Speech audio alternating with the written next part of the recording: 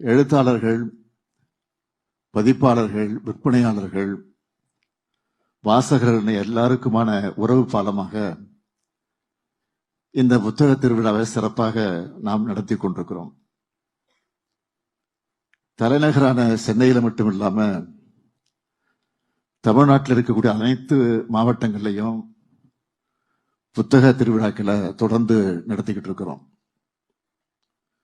இதோட தொடர்ச்சியாகத்தான் இந்த 4வது சென்னை பன்னாட்டு புத்தக திருவிழா நடந்து கொண்டிருக்கிறது. 102 நாடுகளோட பங்கேற்போடு சிந்தனையினுடைய ஊற்றாக, பண்பாட்டின் கருவூலமாக, அறிவு பரிமாற்றத்தினுடைய அடித்தளமாக இந்த பன்னாட்டு புத்தக திருவிழாவை நிறைவடைந்ததில் தமிழ்நாடு முதலமைச்சராக மட்டுமில்லாமல் ஒரு புத்தகத்தினுடைய ஆர்வலனாகவும் நான் மிகுந்த மகிழ்ச்சி அடைகிறேன்.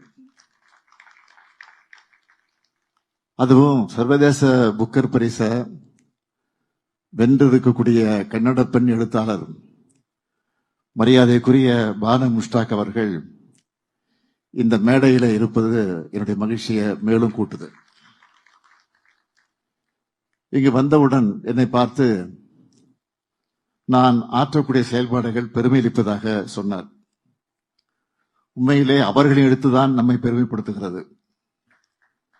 ஏற்கனவே ஒய்எம்சி திடலில் ஒரு புத்தக கண்காட்சி நடக்குத அப்படின்னா இந்த பன்னாட்டு திருவிழாவோட மைய நோக்கம் என்னன்னு சிலர் நினைத்துக் கொண்டிருக்கலாம். அவர்களுக்கு நான் சொல்லிக்கொள்ள விரும்புவது, இந்த புத்தக திருவிழாவில் மொழிபெயர்ப்புகள், பதிப்புற பரிமாற்றம் ஆகியவற்றில் மிகுந்த முக்கியத்துவம் செலுத்தி இருக்கிறோம்.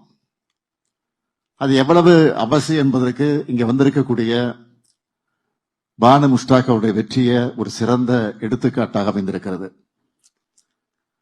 ஆங்கிலத்தில் மொழிபெயர்க்கப்பட்டதால்தான் அவருடைய ஹார்ட் லேம்ப் மூலம் தென்னிந்திய பெண்களுடைய வாழ்வுரிமை வாழ்க்கையும் உலக அளவில் கவனம் பெற்றிருக்கிறது. நம்ம திராவிட மாட மொழி குடும்பத்தை சார்ந்த, சிறுபான்மை சமூகத்தை சார்ந்த பிற்போக்குத்தனங்களை எதிர்க்கிற சமூக நீதி பார்வை கொண்ட ஒரு பெண் எழுத்தாளர் வருகையால நம்முடைய புத்தக திருவிழா இன்றைக்கு மிகுந்த சிறப்படைந்திருக்கிறது.